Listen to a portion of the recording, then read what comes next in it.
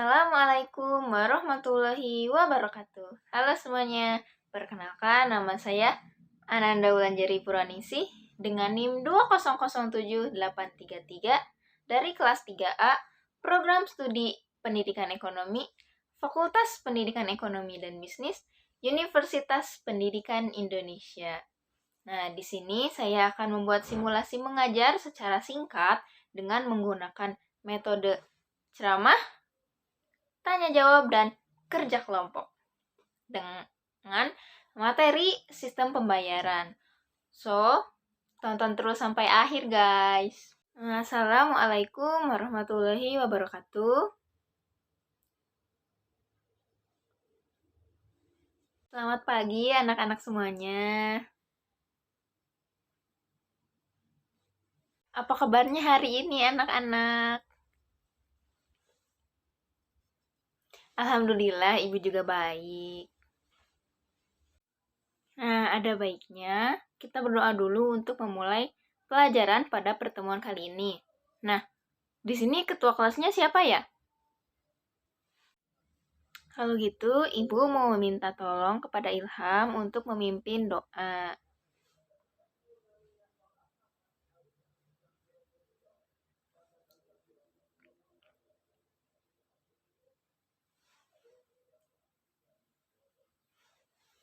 Oke, terima kasih Ilham. Pada pertemuan kali ini, kita akan membahas tentang sistem pembayaran. Di antara kalian, pasti pernah dong berbelanja ke sebuah pusat perbelanjaan. Nah, berbagai kebutuhan masyarakat dapat ditemukan di sana, dimulai dari makanan, pakaian, sampai kebutuhan barang elektronik. Untuk mendapatkan barang yang diinginkan, kalian diharuskan untuk mengeluarkan sejumlah uang tertentu sesuai dengan harga barang tersebut. Uang yang kalian bayarkan merupakan salah satu jenis alat pembayaran yang lazim digunakan di masyarakat. Dengan adanya alat pembayaran tersebut, kegiatan transaksi yang melibatkan antara penjual dan pembeli dapat terlaksana dengan baik. Berdasarkan hal tersebut, dapat kita simpulkan bahwa alat pembayaran memegang peranan yang penting dalam menunjang keberhasilan transaksi. Keberhasilan transaksi inilah yang akhirnya melahirkan sistem pembayaran. Nah, ada yang tahu nggak sih sistem pembayaran itu apa? Iya, silahkan Rini, bagaimana jawabannya?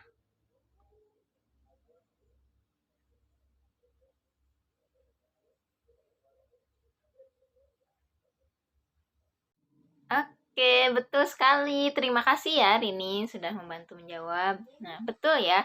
Sistem pembayaran merupakan suatu sistem yang dirancang sedemikian rupa oleh otoritas tertentu dengan cara kerja berupa pemindahan sejumlah nilai uang tertentu dari satu pihak ke pihak yang lain. Di Indonesia, otoritas yang bertanggung jawab dalam melaksanakan dan merancang sistem pembayaran adalah Bank Indonesia. Bank Indonesia memiliki peran sebagai operator, regulator, dan pengguna sistem pembayaran, baik dalam bentuk sistem pembayaran tunai maupun non-tunai.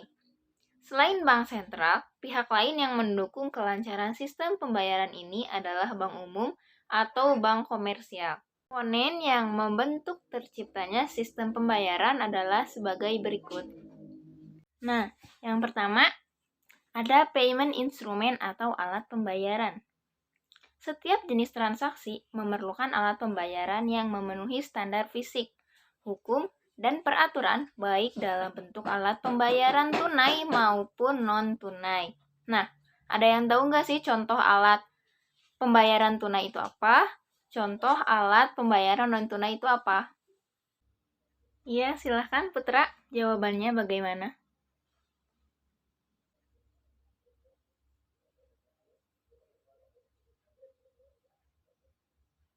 Ya, betul sekali ya jawabannya, Putra. Terima kasih.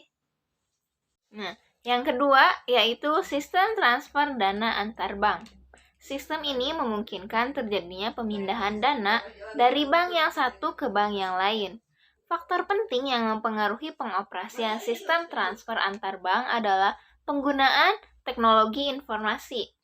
Di Indonesia, sistem ini dikenal dengan sistem pengolahan data elektronik dan telekomunikasi yang disebut Real Time Gross Settlement atau RTGS.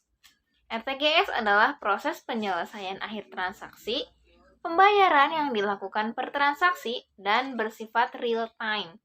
Melalui mekanisme BI RTGS, rekening peserta dapat didebit dan dikredit berkali-kali dalam sehari sesuai dengan perintah pembayaran dan penerimaan pembayaran.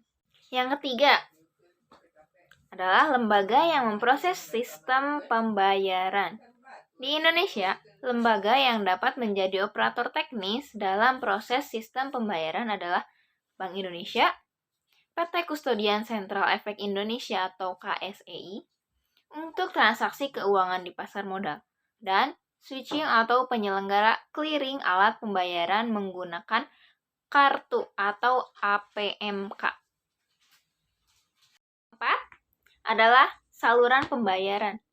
Beberapa saluran pembayaran yang digunakan dalam sistem pembayaran di Indonesia diantaranya adalah kartu kredit, kartu debit, teller input, mesin ATM, mobile banking, internet banking, phone banking, dan electronic data capturing atau ADC. Baik, untuk materi mungkin Ibu cukupkan sampai di sini. Nah, apabila ada pertanyaan, mangga ditanyakan saja. Ya, silakan Putri, bagaimana pertanyaannya?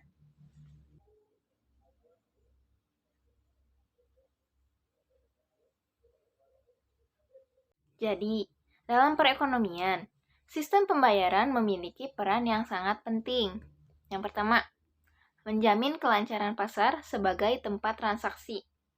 Yang kedua, membantu menentukan efisiensi transaksi yang dilakukan dan diselesaikan. Yang ketiga, mempengaruhi tingkat laju pertumbuhan ekonomi dan efisiensi pasar keuangan.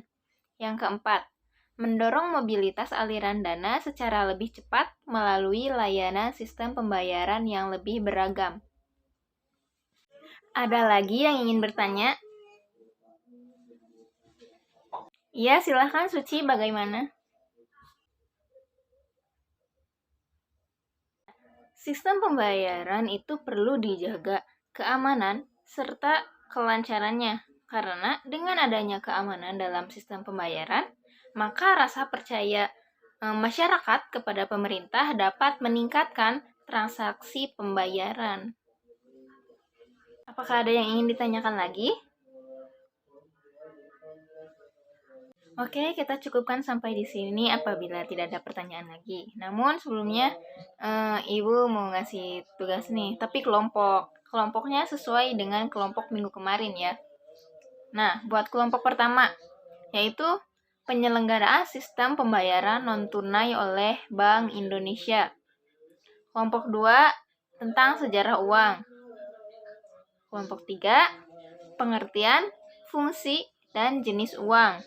Nah, yang kelompok 4, tentang mengapa banyak sekali terjadi peredaran uang palsu di Indonesia. Oke?